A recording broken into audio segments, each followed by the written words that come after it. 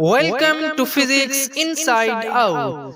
Inside out लाया आज आपके लिए experiment to study the characteristics of acceptor circuit RLC series circuit या to set up an RLC series circuit, draw its frequency response curve and find values of resonance frequency, bandwidth and quality factor।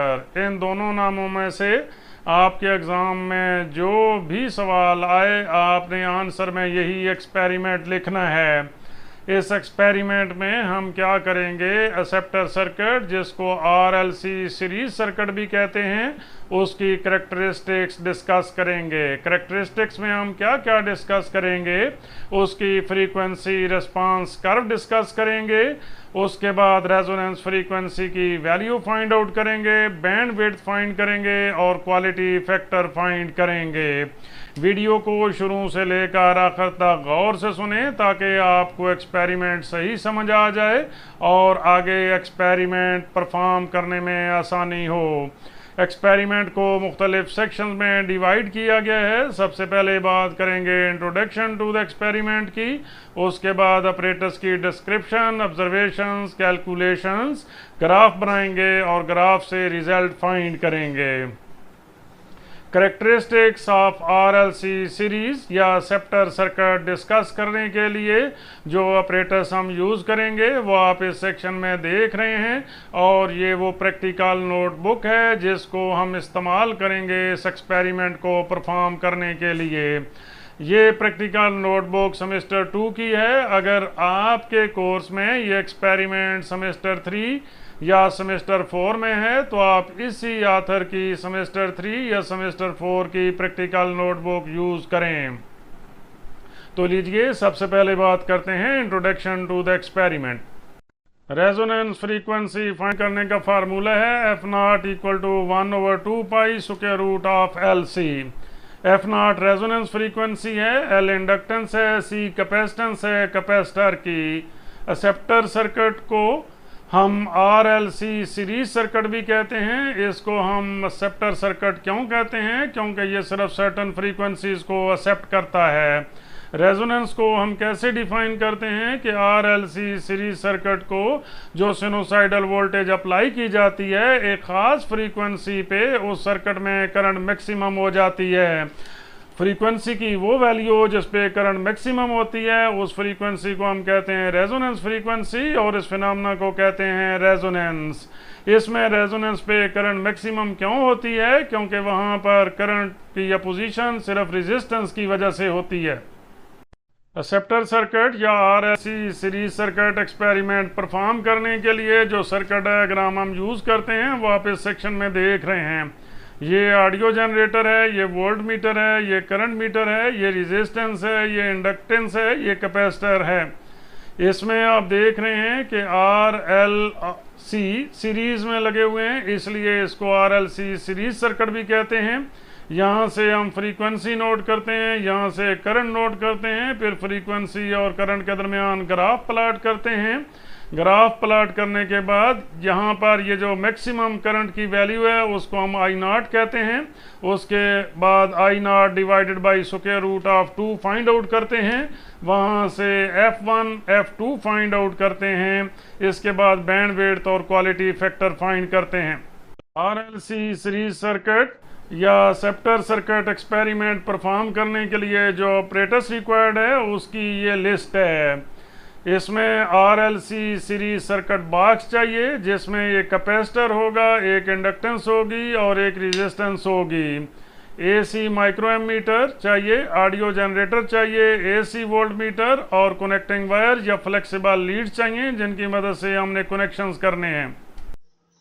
ये operators है जो कि हम RLC series acceptor circuit को discuss करने के लिए यूज़ करते हैं। ये ऑडियो जनरेटर है। ऑडियो जनरेटर में ये ऑन ऑफ वाला स्विच है, यहाँ से हम वेव फॉर्म हासिल करते हैं। अगर हमें साइन वेव चाहिए तो इस स्विच को इस साइड पे सिलेक्ट करते हैं, अगर स्क्वायर वेव चाहिए तो इसको इस साइड पे सिलेक्ट करते हैं। ये अटेनुएटर है, इसकी मदद से हम डेसिबल लेवल सेलेक्ट करते हैं। इससे हम एम्पलीट्यूड ऑफ वेव सेलेक्ट करते हैं, यहाँ से हम आउटपुट हासिल करते हैं। ये फ्रीक्वेंसी मल्टीप्लायर है, यहाँ से हम फ्रीक्वेंसी सिलेक्ट करते हैं। ये फ्रीक्वेंसी मल्टीप्लायर जब हम मल्टीप्लाइड बाई 1 पे सेट करते हैं, जैसा कि अभी हमने सेट किया हुआ है, तो यहाँ से जो भी फ्रीक्वेंसी की वैल्यू आएगी उसको 1 से मल्टीप्लाई करेंगे। जब इस फ्रीक्वेंसी मल्टीप्लायर को मल्टीप्लाइड बाई 10 पे सेट कर देंगे तो जो भी यहाँ से वैल्यू आएगी उसको 10 से मल्टीप्लाई करेंगे। जब इसको हम 100 पे सेट कर देते हैं तो जो भी यहाँ से फ्रीक्वेंसी की वैल्यू आती है उसको हम 100 से मल्टीप्लाई कर देते हैं एंड सो ऑन। यहाँ पर इस बोर्ड के ऊपर ये जो चीज़ है ये माइक्रो एमीटर है, ये रेजिस्टेंस है जिसकी वैल्यू है 360 ओम, ये इंडक्टेंस है जिसकी वैल्यू है 500 मिली हेनरी जो कि सर्किट के अंदर फिक्स्ड है, ये कैपेसिटर है जिसकी वैल्यू है 1.5 माइक्रोफैराड। यहाँ पे हमने ऑडियो ऑसिलेटर जो है वो कनेक्ट करना है। यहाँ से ये जो आउटपुट है इसको यहाँ पे हम कनेक्ट करते हैं, तो कनेक्ट करने के बाद यहाँ से फ्रीक्वेंसी को चेंज करते हैं और करंट में चेंज नोट करते हैं। मींस कि यहाँ से हमने जो ऑब्जर्वेशन टेबल नोट करना है उसमें दो चीज़ें हमने नोट करनी है, एक फ्रीक्वेंसी और दूसरी करंट। उसके बाद फ्रीक्वेंसी और करंट में हमने ग्राफ प्लॉट करना है, ये इस किस्म का ग्राफ बनेगा। ग्राफ प्लॉट करने के बाद हमने मैक्सिमम करंट नोट करनी है जिसको हम आई नॉट कह रहे हैं, और उसके कोरेस्पॉन्डिंग जो फ्रीक्वेंसी है वो एफ नॉट है जिसको हम रेजोनेंस फ्रीक्वेंसी कह रहे हैं। उसके बाद हमने I naught divided by square root of 2 find out करना है। वो जो वैल्यू होगी वहां से हमने दो परपेंडिकुलर्स ड्रा करने हैं एक्स एक्सिस के ऊपर। ये जो फर्स्ट परपेंडिकुलर है उससे F1 फाइंड आउट करेंगे, दूसरे परपेंडिकुलर से F2 फाइंड आउट करेंगे, उसके बाद F2 minus F1 find out करेंगे जो कि बैंड विड्थ होगी, और एंड पे हम क्वालिटी फैक्टर फाइंड आउट करेंगे। यहाँ से ये जो माइक्रोमीटर है इसकी रीडिंग कैसे नोट करनी है आप देखें तो इस पे 0, 50, 100, 200 और 300 स्केल लिखा हुआ है।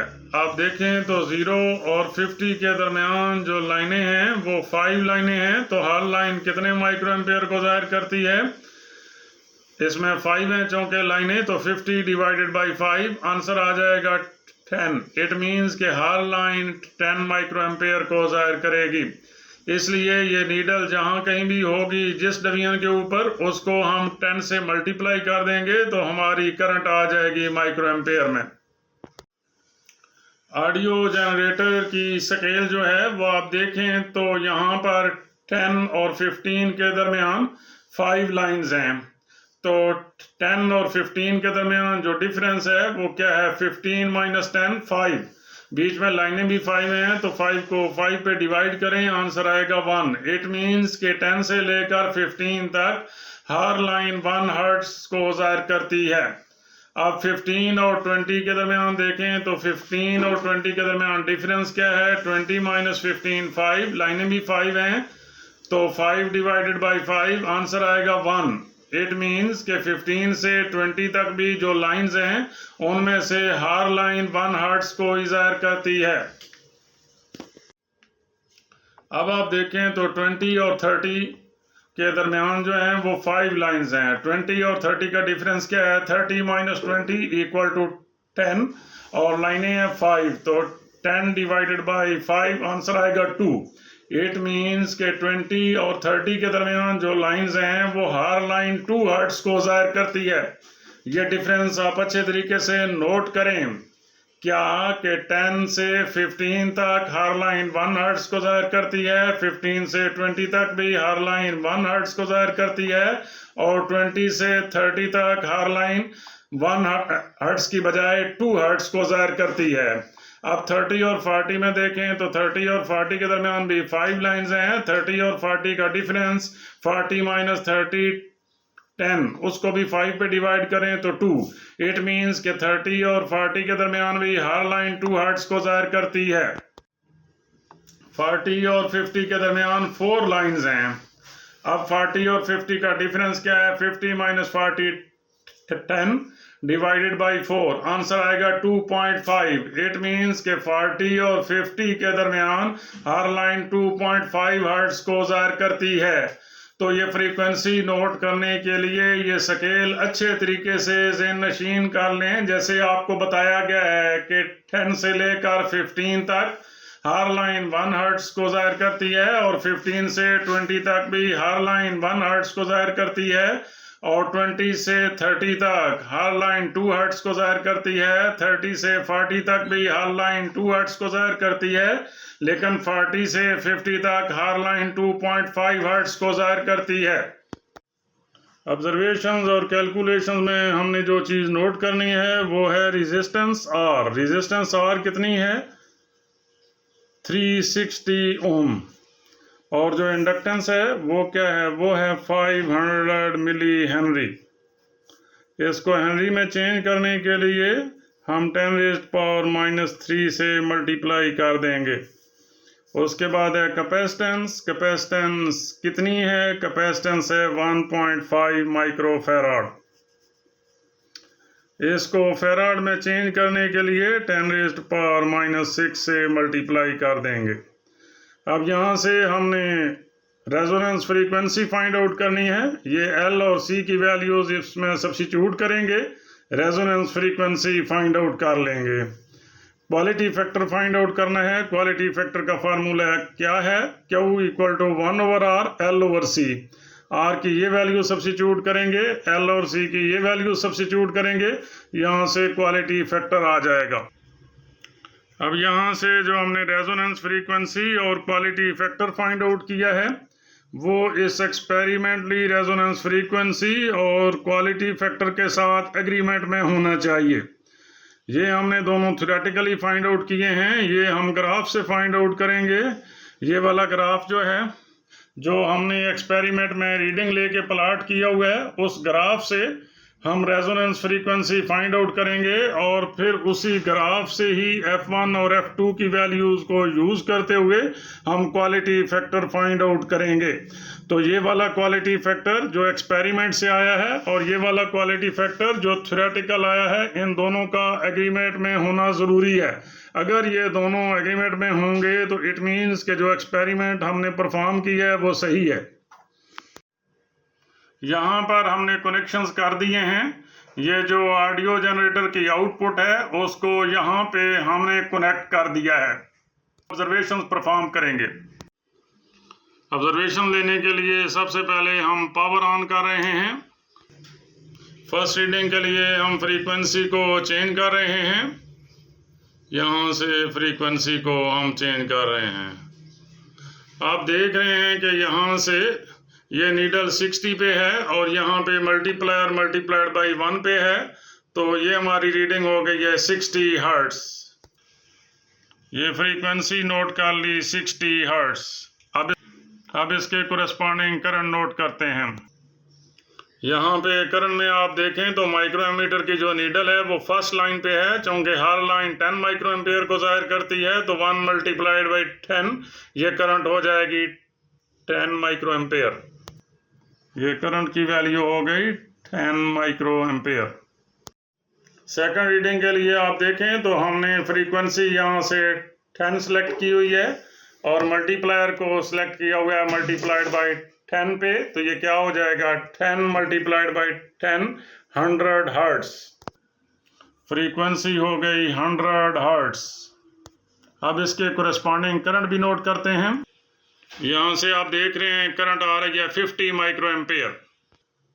यहाँ पे करंट आ रही है 50 माइक्रो एम्पेयर, इसको नोट कर लिया। नेक्स्ट रीडिंग के लिए हम फ्रीक्वेंसी को चेंज कर रहे हैं। यहाँ से अब आप देख रहे हैं कि ये नीडल 11 पे है, तो इधर मल्टीप्लायर मल्टीप्लाइड बाई 10 पे है, तो 11 मल्टीप्लाइड बाई 10 आंसर आ जाएगा 110 हर्ट्ज। फ्रीक्वेंसी हमारी है 110 हर्ट्ज। इसके कोरेस्पॉन्डिंग करंट नोट करते हैं। करंट नोट करते हैं। यहाँ पे आप देखें तो 50 के बाद एक लाइन है, ये 60 हो गया, आगे आधी लाइन है तो वो 5 हो जाएगा, तो ये करंट हो जाएगी 65 माइक्रो एम्पेयर। करंट हो गई 65 माइक्रो एम्पेयर। फोर्थ रीडिंग के लिए फ्रीक्वेंसी को मज़ीद चेंज करते हैं। तो यहाँ पे आप देख रहे हैं कि ये 12 नंबर लाइन पे है और मल्टीप्लाइड बाई 10, तो आंसर क्या होगा? 12 मल्टीप्लाइड बाई 10 120 हर्ट्स। फ्रीक्वेंसी है 120 हर्ट्स। अब इसके कोरेस्पॉन्डिंग करंट भी नोट करते हैं। करंट में देखें तो ये 50 के बाद 3 लाइनें पूरी हैं, आगे आधी लाइन है, तो ये क्या हो जाएगा? 50 + 35 that is 85 micro ampere. Current note कर ली 85 माइक्रो एम्पेयर। फोर्थ रीडिंग के लिए फ्रीक्वेंसी को मज़ीद चेंज करते हैं। यहाँ पे आप देख रहे हैं कि 14 लाइन है, तो 14 मल्टीप्लाइड बाई 10 आंसर होगा 140 हर्ट्स। फ्रीक्वेंसी हो गई 140 हर्ट्स। अब इसके कोरेस्पॉन्डिंग करंट नोट करते हैं। यहाँ से करंट देखें तो 100 के बाद 2 लाइनें हैं, तो चूँकि हर लाइन 10 माइक्रो एम्पेयर को ज़ाहिर करती है, तो ये करंट हो जाएगी 120 माइक्रो एम्पेयर। करंट नोट कर ली 120 माइक्रो एम्पेयर। नेक्स्ट रीडिंग के लिए फ्रीक्वेंसी को मज़ीद इंक्रीज़ करते हैं। इंक्रीज़ कर रहे हैं फ्रीक्वेंसी। अब यहाँ पे देखें तो क्या है? 16 और मल्टीप्लाइड बाई 10, तो आंसर होगा 160 हर्ट्स। यहाँ से फ्रीक्वेंसी नोट कर ली 160 हर्ट्स। अब इसके कोरेस्पॉन्डिंग करंट भी नोट करते हैं। करंट आप देखें तो आ रही है 140 माइक्रो एम्पेयर। करंट हो गई 140 माइक्रो एम्पेयर। नेक्स्ट रीडिंग के लिए फ्रीक्वेंसी को मज़ीद इंक्रीज़ करते हैं। यहाँ पे आप देखें तो ये क्या आ रही है? 18 और मल्टीप्लाइड बाई 10, ये हो जाएगा 180 हर्ट्स। फ्रीक्वेंसी हो गई 180 हर्ट्स। अब इसके कोरेस्पॉन्डिंग करंट भी नोट करते हैं। यहाँ से करंट आ रही है 145 माइक्रो एम्पेयर। करंट आ गई 145 माइक्रो एम्पेयर। नेक्स्ट रीडिंग के लिए फ्रीक्वेंसी को मज़ीद इंक्रीज़ किया। यहाँ पे फ्रीक्वेंसी आप देख रहे हैं 20 मल्टीप्लाइड बाई 10, तो ये हो जाएगी 200 हर्ट्स। फ्रीक्वेंसी नोट कर ली 200 हर्ट्स। अब इसके कोरेस्पॉन्डिंग करंट भी नोट करते हैं। यहाँ से करंट आ रही है 135 माइक्रो एम्पेयर। करंट आ रही है 135 माइक्रो एम्पेयर। नेक्स्ट रीडिंग के लिए फ्रीक्वेंसी को मज़ीद इंक्रीज़ किया। तो ये आप देख रहे हैं यहाँ से 22 आ गया। 22 को 10 से मल्टीप्लाई करेंगे तो क्या हो जाएगा? 220 हर्ट्स। फ्रीक्वेंसी नोट कर ली 220 हर्ट्स। अब इसके कोरेस्पॉन्डिंग करंट भी नोट करते हैं। करंट आ रही है 120 micro ampere. 120 micro ampere.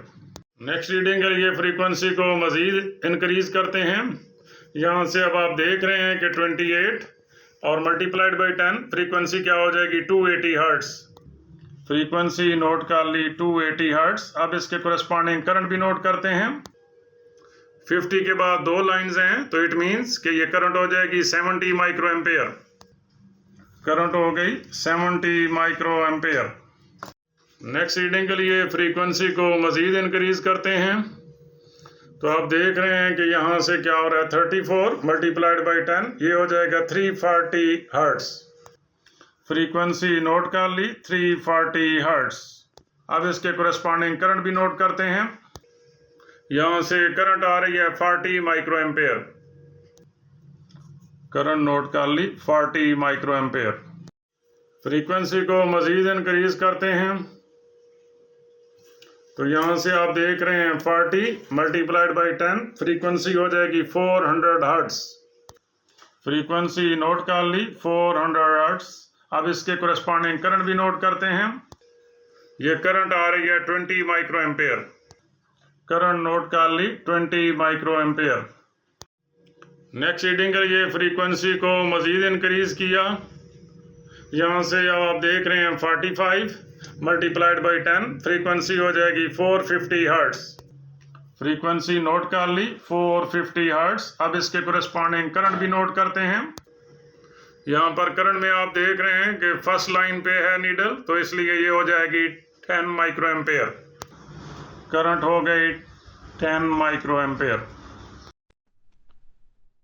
Acceptor circuit experiment perform करने के लिए जो अभी हमने ऑब्जर्वेशन नोट किए हैं, उसमें रेजिस्टेंस की वैल्यू थी 360 ओम, इंडक्टेंस की वैल्यू थी 500 मिली हेनरी, इसको मिली को हेनरी में चेंज करने के लिए 10⁻³ से मल्टीप्लाई कर दिया। कैपेसिटेंस की वैल्यू थी 1.5 माइक्रोफेराड, माइक्रो को फेराड में चेंज करने के लिए 10⁻⁻6 से मल्टीप्लाई कर दिया। रेजोनेंस फ्रीक्वेंसी का फार्मूला है F0 = 1/2 pi square root of LC। L और C की ये वैल्यूज इसमें सब्स्टिट्यूट कर दें, इसको कैलकुलेटर पे कैलकुलेट करें तो आंसर आता है 183 हर्ट्ज। क्वालिटी फैक्टर Q का फार्मूला है 1/R square root of L/C। इसमें R की, L की और C की वैल्यू सब्स्टिट्यूट करें तो आंसर आता है 1.6। हमने वहाँ से फ्रीक्वेंसी और करंट नोट की थी। क्या देखा था हमने कि जब फ्रीक्वेंसी 60 हर्ट्ज थी तो करंट 10 माइक्रो एम्पेयर थी, जब फ्रीक्वेंसी 100 हर्ट्ज थी तो करंट 50 माइक्रो एम्पेयर थी, एंड सो ऑन।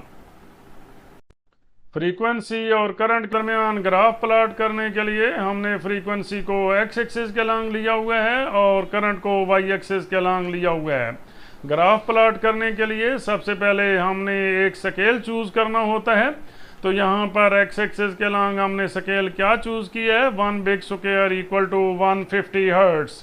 चूँकि बिग स्क्वायर में 10 स्मॉल स्क्वायर्स हैं, इसलिए 1 स्मॉल स्क्वायर किसके इक्वल होगा, 150 को 10 पे डिवाइड कर देंगे तो 1 स्मॉल स्क्वायर किसके इक्वल आ जाएगा, 15 हर्ट्ज के। अलॉन्ग वाई एक्सिस के अलॉन्ग हमने 1 बिग स्क्वायर किसके इक्वल लिया हुआ है, 40 माइक्रो एम्पेयर। 1 स्मॉल स्क्वायर किसके इक्वल हो जाएगा, 4 माइक्रो एम्पेयर के इक्वल। यहाँ पर ग्राफ प्लॉट करने के लिए आप देखें कि हमारे पास जो फ्रीक्वेंसी और करंट की वैल्यूज़ थी वो क्या थी। फ्रीक्वेंसी की वैल्यू है 60 और करंट की वैल्यू है 10 माइक्रो एम्पेयर।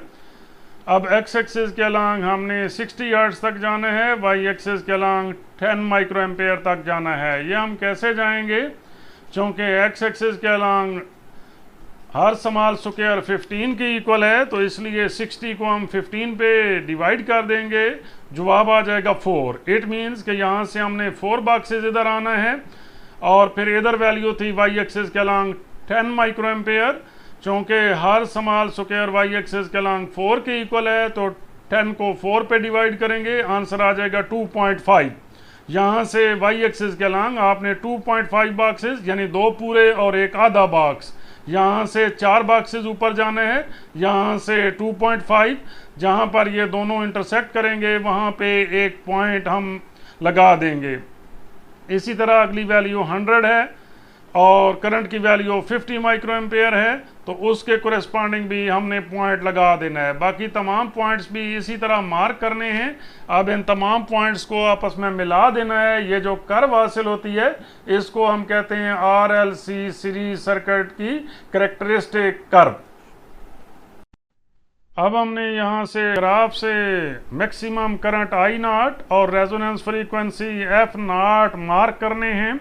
तो वो जो हमारा ऑब्जर्वेशन टेबल है उसमें आप देखें तो जो मैक्सिमम करंट है वो 145 माइक्रो एम्पेयर आ रही है, तो इसलिए यहाँ से हमने इस करंट को मार्क कर दिया I0। इसके कोरेस्पॉन्डिंग ऑब्जर्वेशन टेबल में जो फ्रीक्वेंसी है वो 180 हर्ट्ज आ रही है। अब यहाँ से हमने फाइंड आउट करना है I0 divided by square root of 2। तो I0 की वैल्यू थी 145 micro ampere divided by square root of 2, यह आंसर आ जाएगा 102.5 माइक्रो एम्पेयर। अब ये जो I0 divided by square root 2 का आंसर है, ये हमने देखना है कि ये कहाँ पर लाइन मार्क करनी है। ये लाइन मार्क करने के लिए आप देख रहे हैं कि वाई एक्सिस के अलॉन्ग हर स्मॉल स्क्वायर 4 के इक्वल है, तो इसको हम 4 पे डिवाइड कर देंगे। जब 4 पे डिवाइड किया तो आंसर आ रहा है 25.6 स्क्वायर्स। तो यहाँ से अब आपने गिनती करने हैं कि स्मॉल स्क्वायर्स 25.6, वहाँ पे आपने एक लाइन ड्रा कर देनी है। ये वाली लाइन अब ज़ाहिर करेगी I0 divided by square root of 2। ये कैलकुलेशन सिर्फ आपको समझाने के लिए की गई हैं, ये आंसर शीट पे करने की ज़रूरत नहीं है। अब हमने लोअर लिमिट फ्रीक्वेंसी F1 और अपर limit frequency F2 find out करने हैं। वो फाइंड आउट करने के लिए ये जो I naught divided by square root of 2 वाली लाइन हमने ड्रा की थी, इस लाइन से ही हमने एक्स एक्सिस पे दो परपेंडिकुलर्स ड्रा कर देने हैं। एक यहाँ पर जहाँ पर वो लाइन कर्व को पहले मिल रही है, जहाँ पर वो लाइन कर्व को बाद में इंटरसेक्ट कर रही है। अब F1 हम कैसे डिटरमिन करेंगे कि F1 कितनी फ्रीक्वेंसी है? उसके लिए आप ये स्मॉल बॉक्सेस काउंट करें, तो अगर ये बॉक्सेस आप काउंट करें तो ये आ रहे हैं 8.5। चूँकि हर स्मॉल बॉक्स 15 को ज़ाहिर करता है, इसलिए 8.5 को हम 15 से मल्टीप्लाई करेंगे तो आंसर आ जाएगा 127.5 हर्ट्ज़। इसी तरह F2 मेजर करने के लिए आप स्मॉल बॉक्सेस ही काउंट करेंगे, वो आ रहे हैं 16। चूँकि हर स्मॉल बॉक्स जो है वो 15 के इक्वल है, इसको 15 से मल्टीप्लाई करें तो आंसर आ जाता है 240 हर्ट्ज़। अब ग्राफ से जो हमने रिजल्ट्स फाइंड आउट किए हैं उनको हम सम अप कर रहे हैं। रेजोनेंस फ्रीक्वेंसी हमने फाइंड आउट की थी 180 हर्ट्ज़, लोअर लिमिट फ्रीक्वेंसी अभी फाइंड आउट की है 127.5 hertz, upper limit frequency F2 240 hertz. यहाँ से बैंड विड्थ फाइंड आउट करनी है। बैंड विड्थ का फार्मूला है delta F equal to F2 minus F1। इस F2 में से ये वाला F1 माइनस करें, आंसर आ जाता है 112.5 hertz. Quality factor find out करना है क्यू की फार्मूला क्या है? Q equal to F naught divided by delta F. तो ये एफ नॉट की value 180 divided by delta F की वैल्यू 112.5। यहाँ पे हर्ट्ज़ कैंसिल आ जाते हैं, तो ये जस्ट एक रेशो है, इसलिए क्वालिटी फैक्टर का कोई यूनिट नहीं होता। ये आंसर आ जाता है 1.6। अब हम थ्योरेटिकल और एक्सपेरिमेंटल रिजल्ट्स को कंपेयर करने जा रहे हैं। जो थ्योरेटिकली हमने पिछली स्लाइड पे निकाला है क्वालिटी फैक्टर, वो कितना आता था 1.6। अभी एक्सपेरिमेंटली जो हमने क्वालिटी फैक्टर निकाला है ये 1.6 आ रहा है। ये दोनों वैल्यूज सेम है। इट मींस कि हमारा एक्सपेरिमेंट 100% करेक्ट हमने परफॉर्म किया है। रेजोनेंस फ्रीक्वेंसी जो थ्योरेटिकली आती थी वो आती थी 183 हर्ट्ज़, जो अभी एक्सपेरिमेंटली हमने निकाली है वो 180 हर्ट्ज़। ये दोनों भी करीब करीब हैं, मामूली सा फ़र्क है। जब मामूली सा फ़र्क है तो इसमें हम परसेंटेज एरर निकाल लेते हैं। ये परसेंटेज एरर फाइंड किया तो ये आता है 1.6%। मजीद लेक्चर्स और एक्सपेरिमेंट्स के लिए फिजिक्स इनसाइड आउट को सब्सक्राइब करें। हर नई वीडियो का नोटिफिकेशन सबसे पहले हासिल करने के लिए बेल आइकन को क्लिक करना मत भूलें।